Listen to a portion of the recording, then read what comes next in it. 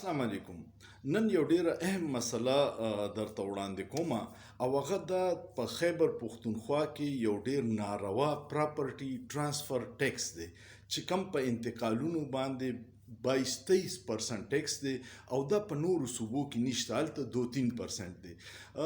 تاسو ته پته ده چې خیبر پښتونخوا صوبه د 13-15 کالو راسې د افغانستان جنگ نه د ټول نه سیوا متاثره ده. بیا دلته کې دهشتګردي شوه، روزانه به بم دماکې وي، کاروبارونه تباه وو. بیا پکې په سوات کې چې کم حل جوړ شوی و، نو د دې د وجې نه ډېر کاروبارونه بند شو.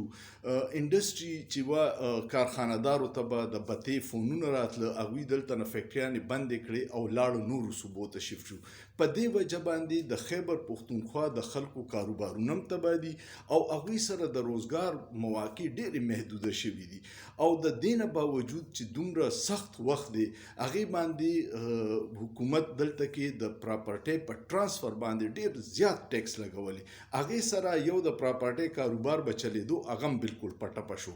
خو د غټو کاروباریانو نه سیوا چې کم متاثره خلک شو، هغه پکې هغه خلک شو چا چې 15 مرلې کور له ځای اغستی، یا 10 مرلې اغستی، یا کنال اغستی دی.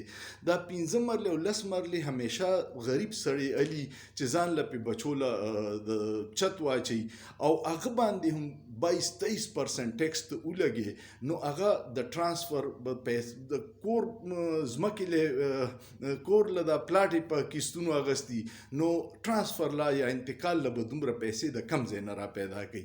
او په دې وجه باندې هغه ته اوس مالک وایي چې راشه ټرانسفر وکړه، او هغه وایي چې صاحبه ما سره پیسې نشته. نو دا یو ډیره اهم مسله ده. کو حکومت غواړي چې عوام ته سهولت ورکړي او دلته کاروباري سرګرمیانې بیا په تیزۍ سره روانې شي، نو د پراپرټي دا ټیکس کم از کم د دې نورو صوبو په شانتې خوی کې چې پنجاب کې څه دی، سند کې څه دی، بلوچستان کې څه دی، 2% دی، 3 دی، 4 دی، هغې کې نو هم به دا خلک د دې عذاب خلاص شي. دا یو ډیره اهم مسله ده. د تحریک انصاف حکومت دلته کې دی او هغوی دعوه ده چې مونږ د عوامو د مفاد فیصلې کوو، نو فوري دې باندې د اړو سوچ نه کوي او دا ټیکس ډیر کم کی چې د خلکو دا مسله حل شي. امید لرم تاسو به دې خبرې سره اتفاق کوئ. کو دا خبره مو خوښوي نو په دې ویډیو کمنټ ډیر وکړئ او ډیر یې شیر کړئ چې دغه اختیارمندو ته ورسي، کم چې په عوام باندې دا ناروا ټیکس لګولی، چې د دې د کمی سوچ وکړي. سوچ پې وکړئ، په سوچ کې څه ګناه نشته.